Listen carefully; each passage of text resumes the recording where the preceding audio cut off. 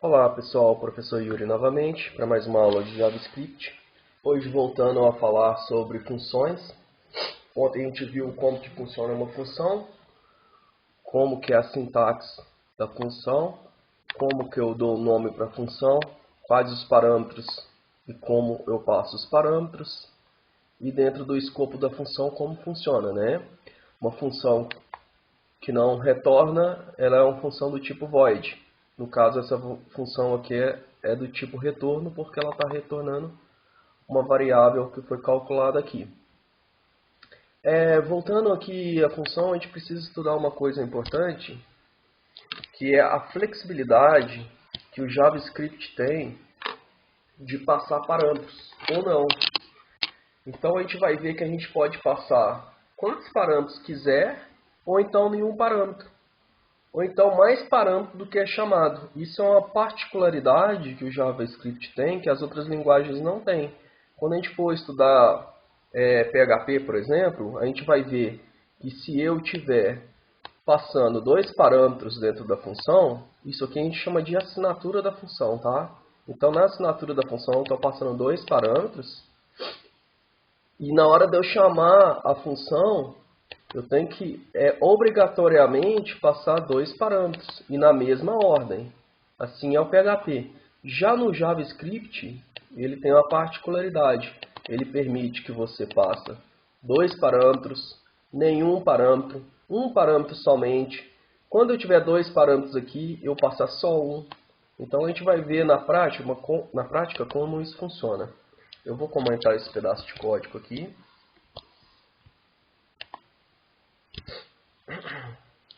Só para a gente não perder ele, para depois vocês usarem.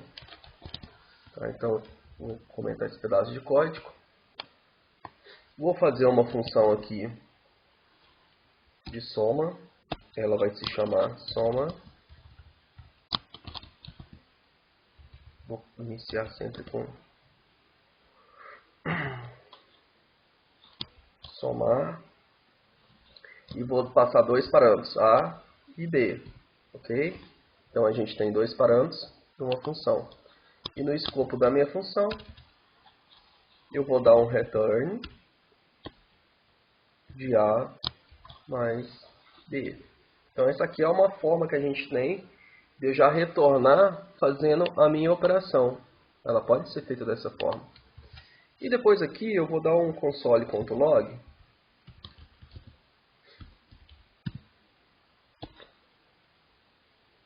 chamando a função e passando aqui, por exemplo, 4 e 4. Né? Então, nesse caso aqui, eu tenho uma função que soma duas variáveis e depois eu chamo a função passando dois valores como parâmetro, né? Assim a maioria das linguagens de programação trabalham. Você tem dois parâmetros, você usa dois parâmetros para chamar a função. Se no PHP, por exemplo, eu colocar mais um parâmetro, se eu esquecer de colocar um parâmetro, se eu alternar a sequência dos parâmetros, dá errado. Mas o JavaScript ele tem uma inteligência que não. Vamos ver aqui como que ele trabalha nessa função aqui. Essa função normalzinha, né? Não vai dar nenhum problema. Então vou abrir o meu código.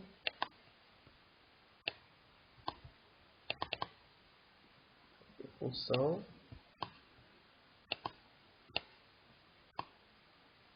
A gente vai abrir lá o nosso console, né? Lembrando sempre que está aqui mais ferramentas do programador. A gente vai trabalhar muito com esse console, viu, gente? Então aqui, ó, já apareceu o valor, 8, né? Aqui no caso, vamos supor que eu deixe de... Se eu coloco mais dois parâmetros, o que acontece? Será que vai dar problema? Será que vai dar erro ou alguma coisa? Olha só. Né? Lembrando que a minha função, ela recebe dois parâmetros, porém, na hora que eu estou chamando ela, eu estou passando 4. Vamos ver como é que ela se comporta. Se eu atualizar aqui, continua retornando 8. Por quê? O JavaScript, ele desconsidera os outros parâmetros que são passados além dos parâmetros que eu faço a minha função, né? Além dos parâmetros que eu recebo na minha função. Então, se eu fizer isso aqui no Java ou no PHP, por exemplo, dá erro. Mas no JavaScript ele tem a flexibilidade. Então, eu posso passar mais parâmetros do que tem, ou então posso passar menos, né? Vamos ver como que funciona. Na verdade, se passar menos, olha só. Vou colocar um parâmetro só. Estou colocando somar só um parâmetro, né? Então, no caso aqui, eu só estou recebendo valor para A. Vou dar um F5 aqui. Agora, né? Não tem valor. Isso aqui não é um erro, viu, gente? Isso aqui, ela está informando que é not a number, né? Não tem um número. Então, o que aconteceu aqui? Como eu passei só 4, o A ele vai receber 4. E o B, como ele não tem valor, ele vai ser uma variável do tipo undefined. Lembra que a gente estudou o undefined? Null. Né? É uma variável indefinida, ela não foi definida. Se ela fosse null, ela seria uma variável sem valor, vazia, né? Mas no caso aqui, ela é uma variável não defined. Então, esse resultado aqui vai ser not a number, né? Não é um número, né? Ok, pessoal? É assim que o JavaScript trabalha quando falta algum parâmetro, quando eu passo menos parâmetro do que ela espera. Quando eu passo mais, ela desconsidera. Mas quando eu passo menos, a minha variável, como ela não foi definida e não tem um valor, ela assume o valor de undefined. Então, quando eu somo 4 com uma variável do tipo undefined, ela fala que não é um número, né? Que é o que retornou aqui. Not a number, ok?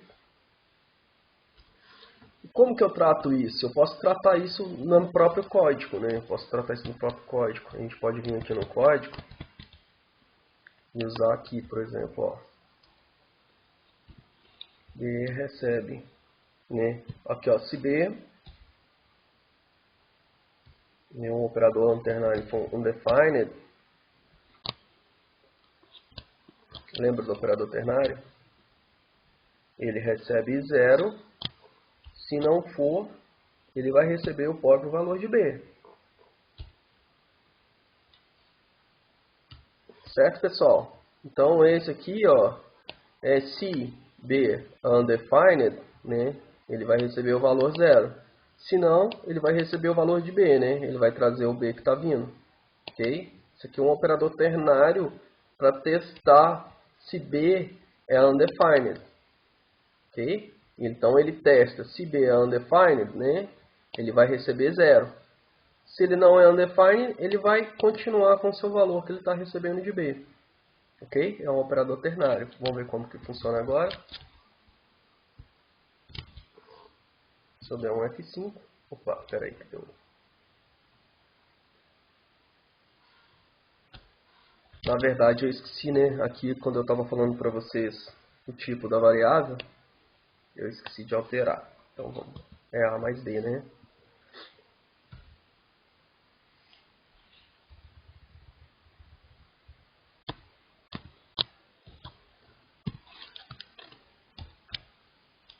A gente tinha colocado só para testar aqueles valores. Quando eu explicava que a variável do tipo B era undefined. Então aqui eu retornei a variável, o retorno correto, né? Que é A mais B. Vamos testar. Pronto, 4. Certo? Então ele deu 0, né? Nesse caso aqui, ele descobriu que B é undefined, né? Porque eu não defini B na minha função. Eu não defini o valor B. Então, o valor B ele é undefined. Ela veio aqui, ela testou se é undefined, deu 0, né? Então, 4 mais 0 é 4. Se agora eu colocar um valor aqui de 5, por exemplo, né? Agora ele já não é mais undefined. Agora é 9. Por quê? Ela testou, né? B é igual a undefined? Não, né? Então ele vai receber o valor do próprio B, que é 5. Então somou 4 mais 5, 9. Outra coisa que a gente pode testar também é se eu não passar parâmetro nenhum. Então se eu apagar aqui, né? Então eu vou passar eu vou chamar a variável passando valores, né, sem valores. Então, nesse caso aqui, como eu não passei valores para A nem para B, e elas não foram atribuídos tipo para ela, então as duas vão ser undefined. Né? Vou só comentar aqui, senão ele vai transformar a minha variável B, né, em zero. Então, nesse caso aqui, ó, A vai ser undefined e B vai ser undefined. Vamos ver o que acontece. Se eu der F5 agora, not a number, né? Porque undefined mais undefined é igual a not a number. Ok, pessoal? Então, assim é que a gente é importante a gente testar para vocês entenderem como que trabalha o JavaScript, né, com a questão da assinatura, que é a passagem de parâmetros. Então ele é bem flexível. Aqui a gente viu que a gente pode passar os parâmetros normais, a gente pode passar um parâmetro somente, a gente pode passar mais de 2 parâmetros, que é o caso que está pedindo aqui, que ela não vai retornar erro. Então ela é bem flexível para se trabalhar com essa passagem de parâmetro. E a gente viu também como que a gente testa, né? Como que a gente testa se a variável que eu estou passando aqui, ela é do tipo undefined, né? Se ela for undefined, eu posso dar um valor zero para ela, para mim não recorrer àquele not a number, ok? Espero que tenham gostado dessa aula. Até a próxima.